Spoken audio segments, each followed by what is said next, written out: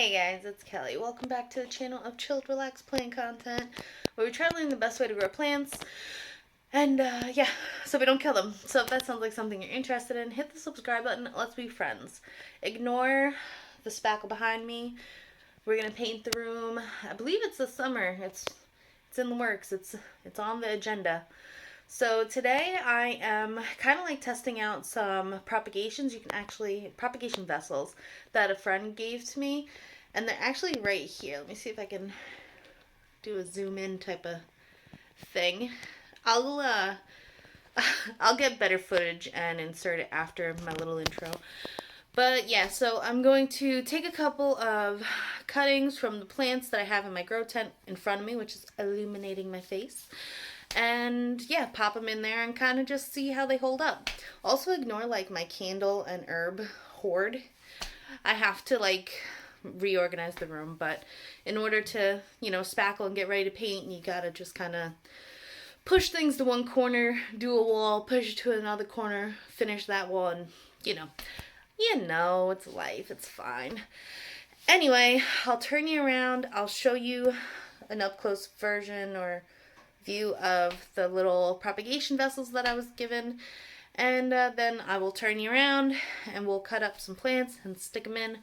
And yeah, I'll probably update you in a couple of weeks how they're holding up, if they stay on the window or not. Apparently you can put them on any type of like smooth surface, so like a mirror, I guess, if you wanted to, windows, tile, and I think like a metal cabinet it'll also stick if it's like smooth. If it's a smooth, clean surface, it should stick. So yeah, so all right, let's get to it. Alrighty. Alright guys, so these are the little propagation vessels I was talking about. They are just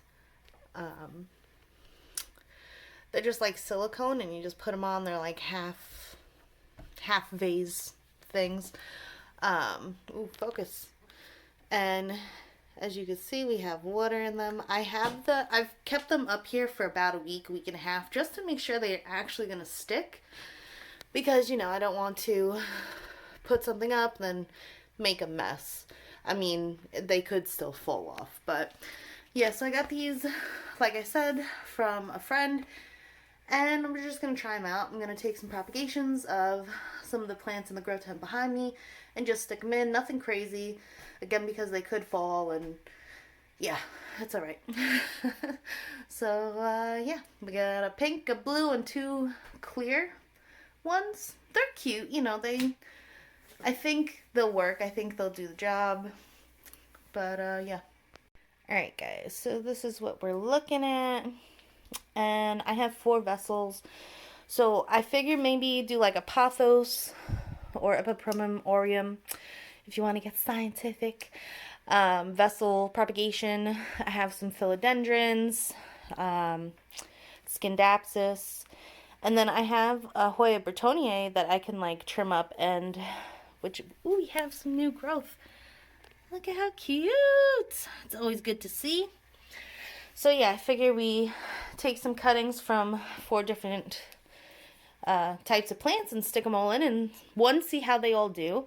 See how the vessels hold up, and also we can kind of like track the rooting process of the different types of plants and how fast they root, and how much they root, I guess. Yeah, so I'll set you up on the tripod and we'll get to cutting. Alrighty. Alright, so my plan is to kind of like cut plants that have a couple of like empty nodes already, kind of like the Cebu Blue.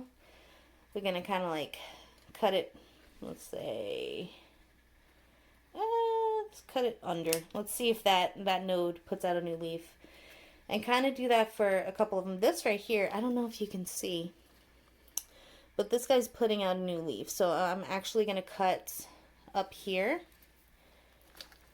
and let's see if I can grab it as I drop my scissors. And kind of just do that for a couple of cuttings. And yeah, I'll leave this long strand. It's nice to have a strand. So we got 2 strands of Cebu Blue. I'm gonna just put you guys up here for now. Let's see, what else can we cut? I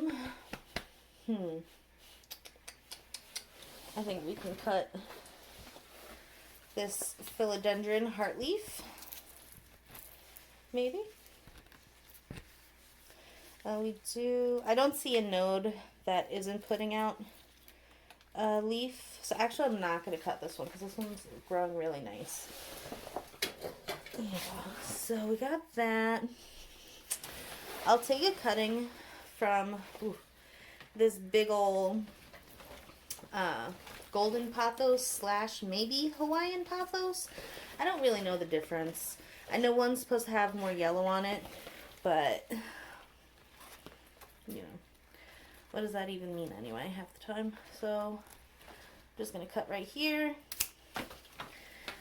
and twist it around. Okay. Working in tight places, huh? You see this guy has like an empty node right here, so I'm going to cut up there. Let's see if there are any others. Everything else seems to be growing relatively well. I don't see any empty nodes right now, so I'll just do those 2 cuttings. As I knock everything down. Okay. This is plant life. This is real plant life where things fall and shit breaks. So next is this Hoya Bertoniae. Oh, and I think the new plant just knocked off. It did. Cool. We just knocked off those 2 new leaves I showed you. Both of them. Yeah, that just happened. Plant life 101. Anyway, so I think I'm going to just take like this long strand and I'll cut it here. And maybe this strand right here, actually, because you can see we have like a node that has no leaves. We'll just cut that. And that's kind of how I end up taking my propagations. I kind of just find a spot where a leaf has fallen off already. There's just an empty node, and yeah, I clip it. I think we're gonna stick to that for now because I like how bushy and starting to trail it is, so keep that plant like that. And then we have this Skindapsus Silvery Ann, and we have this nice long vine. And again, as you can see, let me see if I can put this somewhere and still hold it. We have a node that has sacrificed its leaves. Skindapsus will do that very readily and very easily. Like, you kind of have to keep them hydrated to a certain extent, or they're just going to drop their leaves. Yeah. And then you get a bunch of no-leaf nodes, and then you just end up propagating it. So I'm going to probably just cut this one just to make it a little easier to fit in the greenhouse. Kind of cut it back a little bit so that it's not trailing too much. But yeah, as you can see, I need to water this plant because we've already got yellow leaves in there. And I watered it last week, and it's coming up to a little over a week, so it's probably on day like 8 or 9 where the last time I watered it. And it's already starting to curl a little bit and starting to sacrifice leaves, so I'm going to water these guys as well. The pothos and philodendron kind of don't need to be watered as routinely, I guess, or as scheduled as others, but Skindapsus definitely do. let's put that back. And let's see what we have propagated. We have the Hartley philodendron, we have the Cebu blue. All of these are the plants that were cold damaged. And then I have these guys, which I bought as replacements for a lot of the cold damaged plants because I didn't think they were going to live. But some of them did. And they just look too good. I don't want to cut those, so we're not going to. But these guys, as they grow in, they're going to be scraggly. They're going to look weird. And yeah, so... But look how good this micans is growing. Oh, so pretty. So pretty. Yeah, so we have the Cebu blue, we have the golden pothos, we have the scindapsus, we have the philodendron, and we have the Bertoniae. So I think that's enough cutting for today. We'll see. Yeah, we'll see. Alright, so I will show you... I'm just going to put them in the vessels and, you know, call it a night. So, yeah, alrighty. Alright, guys, so this is what we decided to cut up. I can't film this part in daytime because then it would be backlit. You couldn't see anything. But I'm not sure if it's getting enough light with the grow tent behind me. So we're trying. Alright, so in the pink guy we have Scindapsus silvery Ann. In the first clear one we have some Epiprunum pinnatum, Cebu blue, and some golden pothos or Epiprunum aureum.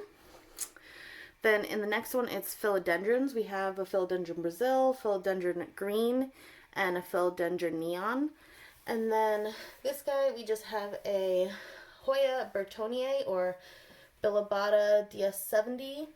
I think this is an affinity type of Bertoniae. But yeah.